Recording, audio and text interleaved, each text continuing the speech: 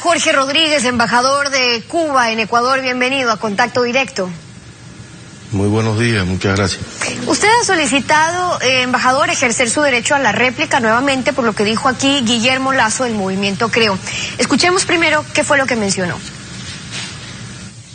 Aquí está en juego la democracia, la libertad en el Ecuador. Aquí está en juego el poder evitar cubanizar a la Constitución ecuatoriana. Ya ve usted que ahora el gobierno tiene un nuevo vocero para responder mis declaraciones, que es el embajador de Cuba, que vino acá preocupado por mis declaraciones. Yo no tengo nada contra el pueblo cubano, lo admiro, lo respeto, me gusta el son cubano. Lo que no me gusta son 50 años de aquella ficción de que es el pueblo el que manda. No es el pueblo, son los señores Castro, a través de reelecciones indefinidas, a través del control que ellos tienen sobre la sociedad, sobre los medios de producción, sobre los medios de comunicación. Eso es lo que yo quiero advertirle a los ecuatorianos, que no podemos permitir que se cubanice a la sociedad ecuatoriana. ¿Cuál es su réplica, embajador? Bueno, en primer lugar, yo a la llamada cubanización que habla el señor Lasso no me voy a referir, creo que eso ya lo respondió muy acertadamente la asambleísta María José Carrión y hasta el propio doctor Pino Albote se lo aclaró al señor Lasso. Pero bueno, él me dice que yo soy el vocero, el nuevo vocero del gobierno ecuatoriano. En primer lugar, no me ofende con eso, pero no se ajusta a la verdad. Yo no soy vocero del gobierno ecuatoriano, que tiene sus propios voceros y se sabe defender muy bien. Yo sí soy aquí y cuando vengo y ejerzo el derecho de respuesta, lo hago a nombre de mi gobierno, a nombre de mi pueblo. Y creo que un gobierno como el nuestro, que se solidariza, apoya, como lo hemos expresado, al gobierno del presidente Rafael Correa y a otros gobiernos en América Latina, estamos en el derecho de expresar nuestra opinión cuando lo consideremos oportuno, como lo hicimos el 30 de septiembre del 2010, cuando la intentona golpista contra el presidente Correa. No intervenimos en los asuntos internos, ni influimos, ni hacemos nada. Aclaré aquí que este es un problema del debate que hay sobre la reelección de Ecuador, es un tema de los ecuatorianos. Cuba no tiene nada que ver en este sentido. Pero déjeme terminar, por favor, para poderle responder al señor Lasso. Ahora, esto que plantea el señor Lasso es la política del miedo que se ha venido utilizando en otros países, como en El Salvador, por ejemplo, y en otros países de América Latina, como se utilizó a inicios de la década del 60, cuando se dijo que para que no existiera otra Cuba, pues para que no existiera otra Cuba se creó la Alianza para el Progreso, después se implantaron regímenes militares y dictaduras militares sangrientas en nuestro continente, y es la misma política, que no es nada extraño en el señor Lasso. Si ahí vemos un cable de Wikileaks del 12 de marzo del 2007, donde él le reporta a la embajadora de Estados Unidos la campaña publicitaria que sacaría al aire, donde decía que había puesto en marcha una serie de cuñas de radio que incluye una voz venezolana que discute sobre la situación en Venezuela y una voz ecuatoriana le responde que no le gustaría la misma situación para Ecuador. No es de extrañar eso cuando tiene amigos como el expresidente Francisco Flores de El Salvador, que está, por cierto, requerido ahora por la justicia de su país por hechos de corrupción, o amigos como el expresidente español José María Aznar, que también otro mentiroso contumaz.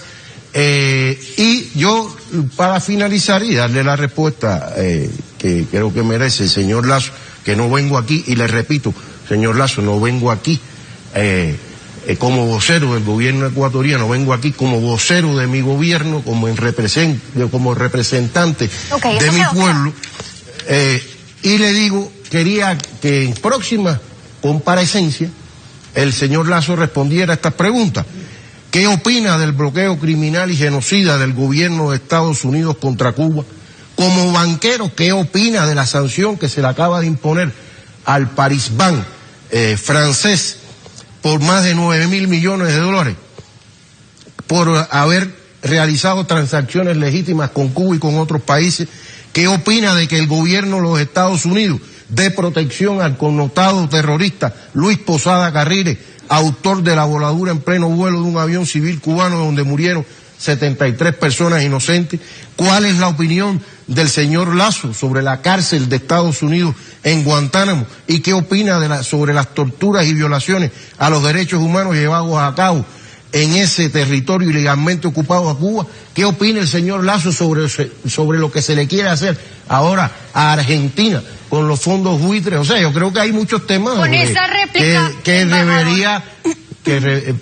debería responder el señor Lasso para conocer bien su pensamiento, aunque estamos seguros. Ahora, nosotros hemos estado analizando, embajador, el tema de las reelecciones indefinidas. Claro, es un tema nuestro, pero vale la pena, obviamente, por su experiencia y cuando se ha comparado sistemas, como por ejemplo el de su país, también analizar un poco. El señor Lasso se refería a esta idea ficticia de que es el pueblo el que manda cuando los señores Castro han estado más de 50 años en el poder. Ahora, hay ciertas diferencias. En su país no existe la elección popular directa para elegir al jefe de Estado.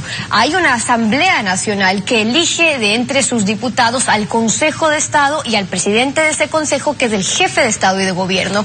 Y bueno, Cuba ha tenido, sí, un Fidel Castro gobernando por 52 años hasta que tomó la puesta a su hermano, pero su constitución, a diferencia de la nuestra, sí permite las reelecciones indefinidas. ¿Por qué usted considera que eso, ustedes en general, que eso sí es conveniente en una democracia popular?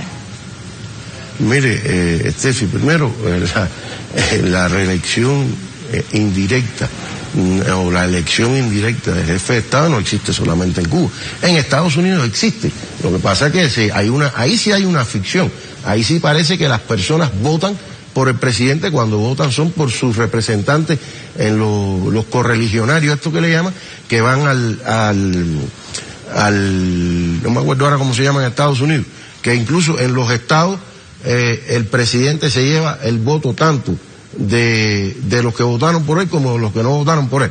Y después ese colegio electoral es el que elige al presidente. Obviamente ya se sabe, cuando ya ganen la mayoría de los estados, se sabe quién va a ser el presidente de Estados Unidos.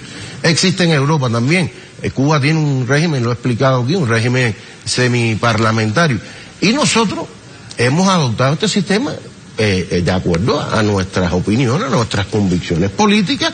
Es un sistema que lo hemos hecho y diseñado a nuestro gusto, de acuerdo a nuestra historia. No hemos copiado de nadie. Yo creo que nadie puede copiar la experiencia cubana. No se debe copiar. Creo que la asambleísta María José Carrión lo explicó muy bien el otro día. Es algo único, no creo que sea repetible. Son circunstancias diferentes. Entonces, yo lo que no entiendo es por qué se trata de involucrar a Cuba y poner el ejemplo de Cuba, cuando yo lo que creo que lo que se está haciendo en los diferentes países latinoamericanos es adaptarse y acogerse a su historia, a su idiosincrasia. Bueno, en lo que Ecuador estamos se está hablando más bien es, embajador, ecuatorianizando. Permiso, que usted me pidió una opinión. Yo le digo que a mí, mi opinión, mi modesta opinión, creo que en Ecuador lo que más bien se está ecuatorianizando. Ecuador, como en Venezuela se está venezonalizando.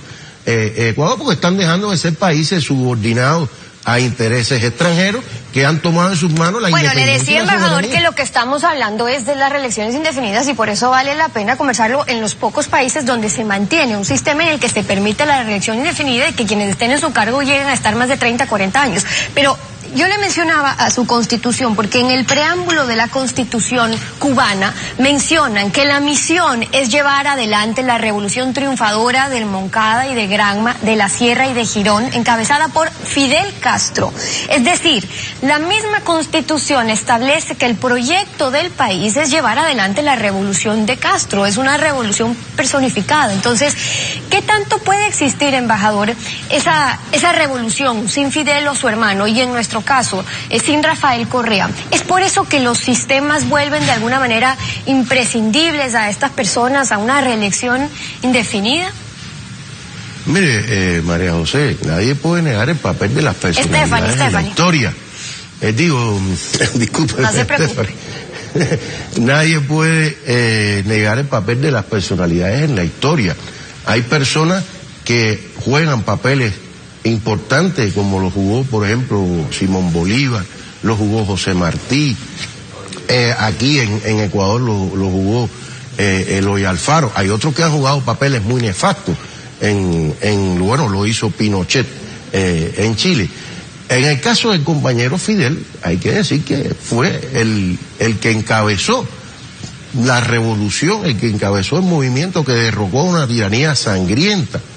El compañero que ha estado siempre cuando Girón, por ejemplo, estuvo ahí en la primera línea de combate, lo estuvo en el Moncada, ha arriesgado su vida durante todos estos años, porque no hay que no hay que olvidar que ha sido objeto de más de 600 atentados o acciones tratando de eliminarlo físicamente.